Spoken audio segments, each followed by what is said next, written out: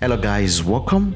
I have this video from Walsh where he is confronted by this particular student, and the way it unfolds will surprise you. I'm pretty sure I've never seen a video like this. Let's jump in and watch. So I'd like to say that I'm actually a part of that organization that was going to come and try and derail you tonight. I didn't hear a single thing, though, that constituted an attack on queer or trans lives or an attack on me personally. So I don't know what they were on about there. Moreover, everything that you have said on gender identity, gender expression, John money, pronoun usage, what else? The sex gender distinction, you are 100% correct. Wow. You are 100% correct. I don't know if you've ever heard that from a trans person before. I identify as a trans woman. You are 100% correct on there. And it is an absolute travesty that the trans community bases everything on such vacuous concepts. My thing is, though, is I don't agree with your conclusion. I don't agree with it. But more so, the reason why I don't is less a matter of argumentation and more so a matter of method. You've stated time and time again that your approach to this is to try and keep things simple and uncomplicated, as in you don't try and engage with the nuance of the position of trans people. But that's exactly how my org treats you. They don't think that your arguments are worth looking at because they cast you as a transphobe. I did otherwise, and I looked, I'm like, yeah, no, this guy's absolutely correct on all these things.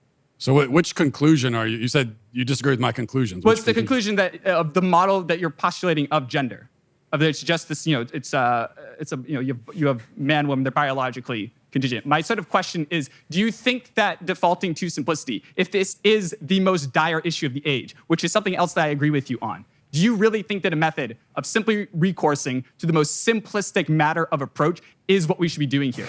Well, before Matt answers, ladies and gentlemen, there's only male and female. There's no confusion there. It's only men and female. Come on. And things like sports, they must be fair. Let women compete against women. And let men compete against men. If you are the trans, whatever, compete also with the trans, Yeah, that has to be the case. Literally. Because I feel like these people, they refuse to accept the truth. The plain truth, and they are looking to justify their hate views, and it cannot be. It cannot happen. Actually, my heart goes to the little ones who may come across the misinformation and be confused. So it shouldn't be that way. It shouldn't be that way. Well, let's hear Matt's response. Yes. Really? Yeah, I do. Because I appreciate. I appreciate everything that you said, and I appreciate your attitude. I very rarely encounter your attitude from that side of the ideological aisle. So I appreciate that. But yeah, I do think that making it simple is the right approach because, to my view, it is a very simple question. Now, if you want to get into the personal experiences of each individual and someone who's experiencing gender dysphoria and what do we do to treat that problem? Sure, there's all kinds of personal, subjective nuances and things like that. If my child came to me and said that they were confused about their identity, I wouldn't just say, get out of my face. I would want to sit down and talk to them. And that's when you get into, that becomes a sort of an interpersonal exchange. And so you get into some of those personal nuances and everything, and that's fine. But the underlying fact, the underlying reality is simple, that there are only males and females in the human race. There are no other categories. There is no third sex. It doesn't exist. Even though we hear about intersex people, an actual intersex person would be someone who has the reproductive capacities of both men and women, males and females. Such a person has never existed, ever. So what I see here is a binary system, and in that way, it's very simple, and I think that has to be our message. For anyone who believes that there is something other than male and female, it's perplexing to me. Literally, it's perplexing to me. I don't understand why you would think that your feelings have anything to do with your sex. Being different from your peers is what makes you an individual and unique to this world, ladies and gentlemen, regardless of male or female. Femininity and masculinity are a spectrum, but sex is not. Male or female, no confusion.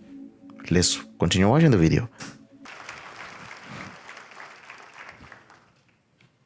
I would still even say, respective to that even if from your standpoint, there's only this binary, there's two. There's complexities and nuances even within social navigation that still might be worth you looking into. I would also say that a lot of your facts also are off, respective to, for instance, the first sexual reassignment surgery actually happened in the 1920s. So that was before John Money. So it's not a case that I didn't say his was the first. What? I didn't say his was the first. It was probably the first one done on a 2-year-old, but I said he was the one who invented. You started by saying you agree with everything I said, and now we're going back and you disagree. I'm a little confused now.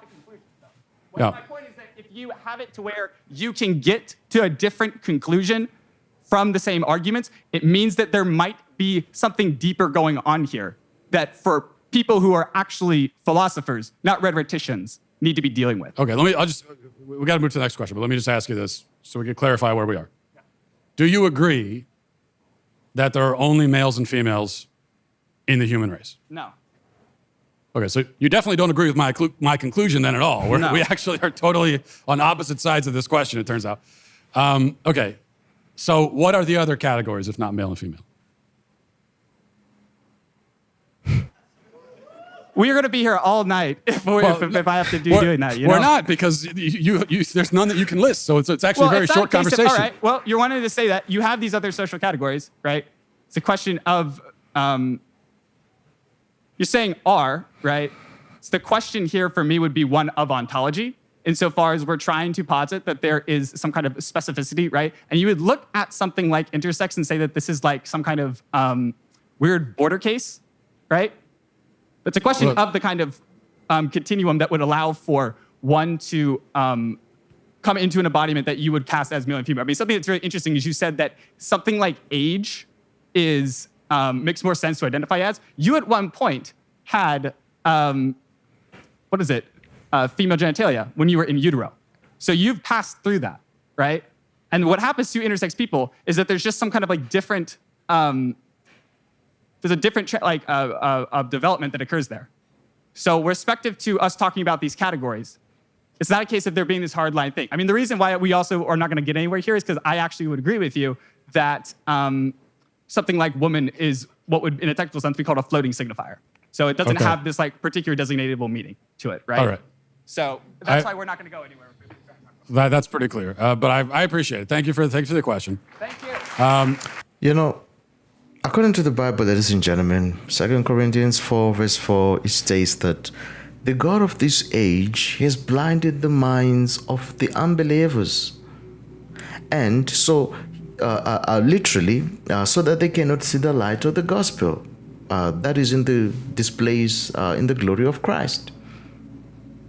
You see, so this verse essentially says that Satan, who is referred to as the God of this age, he uses ignorance to prevent people from understanding and accepting the truth of the gospel, the truth that is found in the Word of God. How sad is that?